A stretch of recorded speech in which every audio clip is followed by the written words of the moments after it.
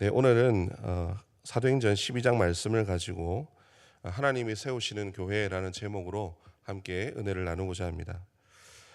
교회 사역을 하다 보면 교회마다 꿈꾸는 비전이 있고 그런 목표가 있습니다. 그 중에서 참 기억에 남는 것이 뭐냐면 초대 교회로 돌아가자.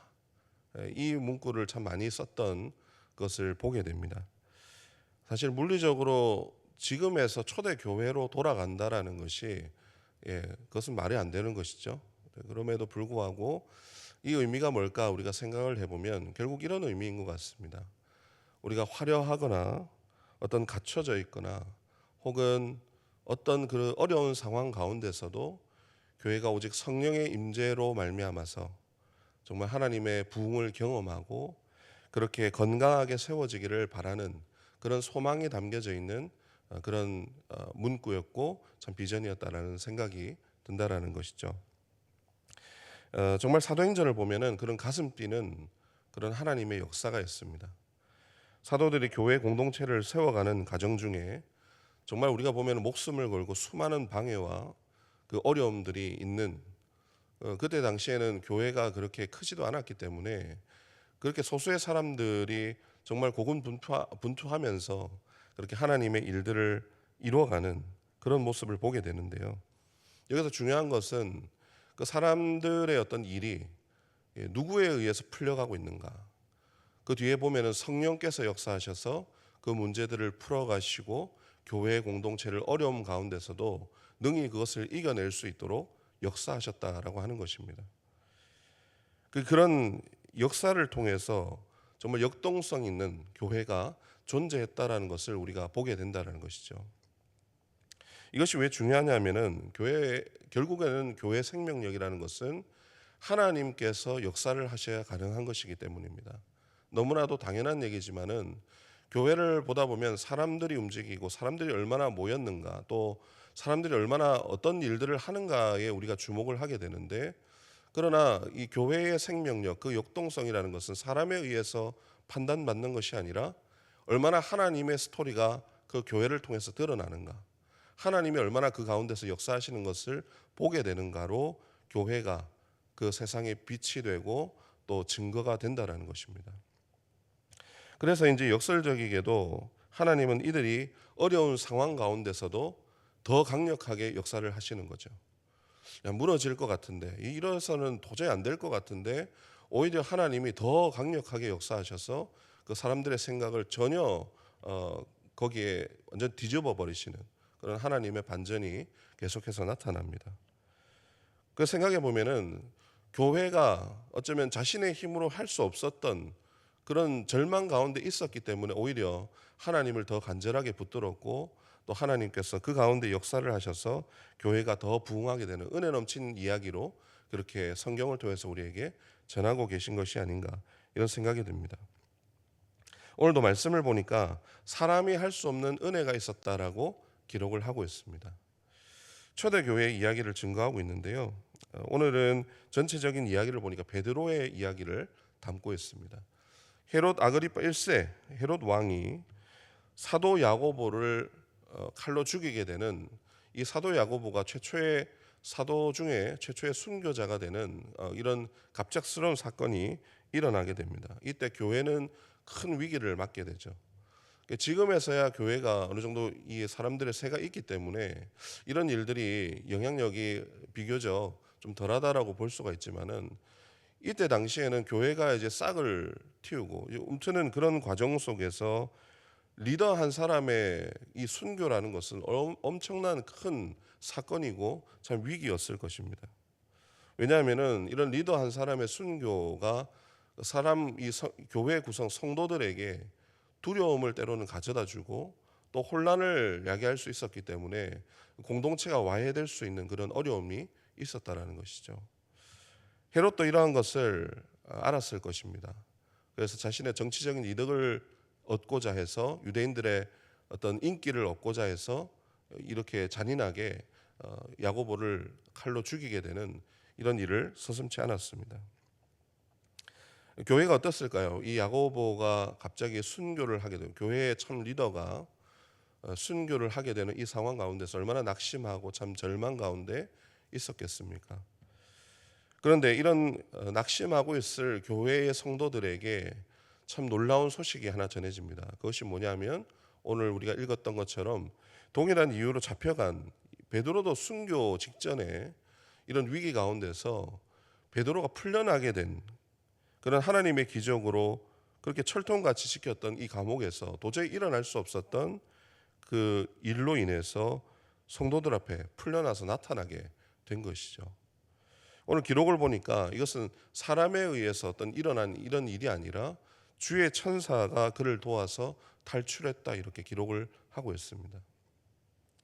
얼마나 다급하고 놀랐겠습니까?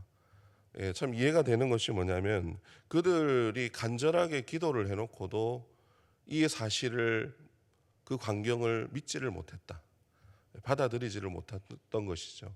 그만큼 참 사람의 생각을 뛰어넘는 하나님의 역사가 있었다고 기록하고 있습니다.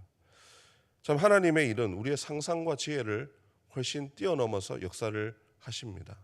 그래서 하나님은 우리 가운데 우리가 생각했던 것 훨씬 이상으로 기도했던 것 이상으로 그렇게 우리 가운데 응답을 하신다라는 것이죠. 그런데 이 일을 바라보는 우리의 모습은 어떻습니까? 기도해놓고도 불안합니다.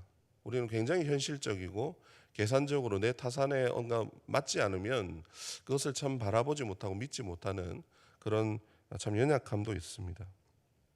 감사하게도 하나님은 그런 역사를 통해서 우리의 경험과 우리의 지식을 깨뜨리시면서 우리가 하나님의 역사라는 것은 사람의 힘으로 되는 것이 아니라 그리고 교회라는 것은 사람의 힘으로 세워지는 것이 아니라 하나님이 세우신다는 것을 확실하게 우리 가운데 증거하시고 나타내십니다. 뿐만 아니라 하나님의 나라라는 것은 사람이 누군가가 막거나 어떤 그것을 문제를 야기하더라도 하나님께서 반드시 그 문제를 제거하시고 하나님 나라를 반듯하게 우리 가운데 세우신다라는 것을 우리에게 보여주신다는 거죠. 그 이어서 보니까 교회를 박해하고 자기의 영광을 취했던 헤롯도 결국 어떻게 되죠? 벌레에 먹혀서 죽었다 이렇게 기록을 하고 있습니다. 의사였던 누가가 기록한 것을 보면 이 벌레에게 먹혔다라는 것은 어떤 신비한 어떤 일이나 이런 것이 아니라 기생충에 감염이 돼서 갑작스럽게 급사했다라는 것을 이 누가의 기록으로 우리에게 증거를 하고 있는 것입니다. 그런데 중요한 것은 그 앞에 보면 이 벌레에게 잡아먹혔다라고 하는 그 앞에 이 내용들을 보니까 이것이 사람의 어떤 일어나는 일상적인 그런 일이 아니라 누구로부터 출발했다고 기록을 하고 있습니까? 주의 사자로부터, 주의 사자가 역사를 해서 일어난 일이라는 것을 기록을 하고 있습니다. 결국에 이 교회를 박해하고 방해했던 이 헤롯의 운명을 하나님께서 그를 심판하시고 결국에는 이것을 통해서 하나님께서 그를 심판하셨다라는 것이죠.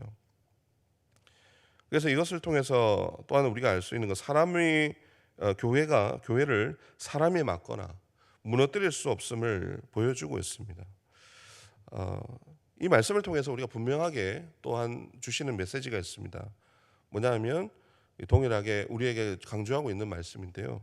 하나님의 일은 사람이 좌지할 수 없다. 좌지우지할 수 없다. 그래서 하나님의 일이라는 것을 사람이 좌지우지할 수 없으므로 하나님을 믿는 사람의 일을 보는 것이 아니라 하나님의 일을 보는 우리가 되어야 된다라는 것입니다. 그래서 이 말씀을 주는 교훈은 하나님께 맡기고 우리가 이루고자 하는 욕심을 내려놔야 한다라는 것이죠. 우리가 힘을 빼야 된다라는 것입니다.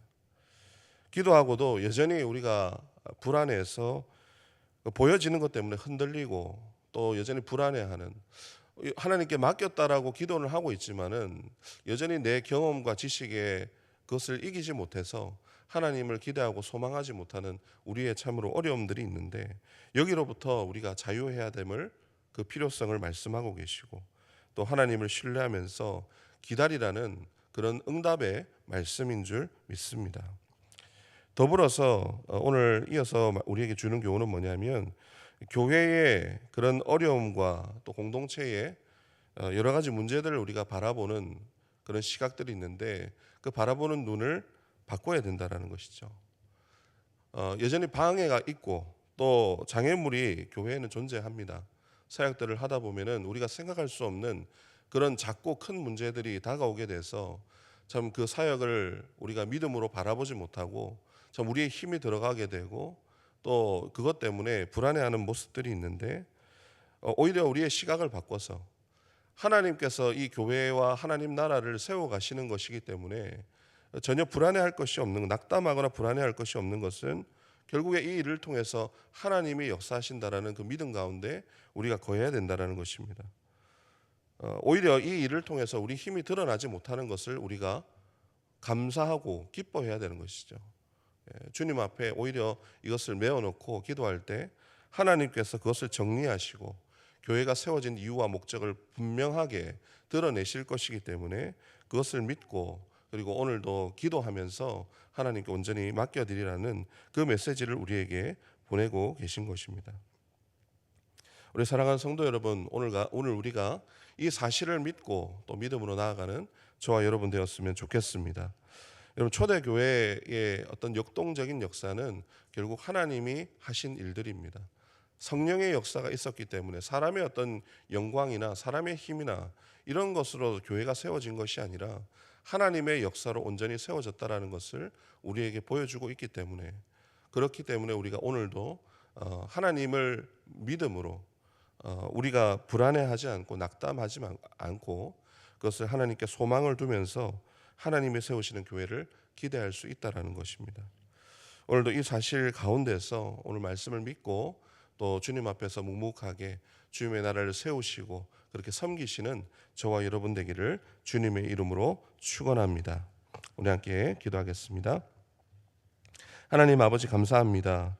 사도행전 말씀을 통해서 하나님이 이루시는 교회의 모습을 감탄하며 바라보게 됩니다. 교회의 어려움 속에서도 성도들이 믿음을 잃지 않도록 오히려 놀라운 그 반전과 주의 일을 보게 하시고 더욱 흥왕하게 하시는 그 하나님이신 줄 믿습니다. 우리 성서 중부교회가 이러한 일들을 기대하며 바라볼 수 있는 믿음을 가지게 하여 주시옵소서. 우리의 어려운 상황 가운데 그 장애물, 우리의 모든 상황들 주님 앞에 다 맡겨드립니다. 기도해놓고 불안해하는 것이 아니라 그것을 믿지 못하는 것이 아니라 결국 하나님이 이루실 생명 넘치는 교회를 우리가 소망하고 바라보며 오늘도 온전히 맡겨드리는 우리의 삶, 우리의 사역이 되게 하여 주시옵소서. 감사드리며 우리 주 예수 그리스도의 이름으로 기도드리옵나이다. 아멘.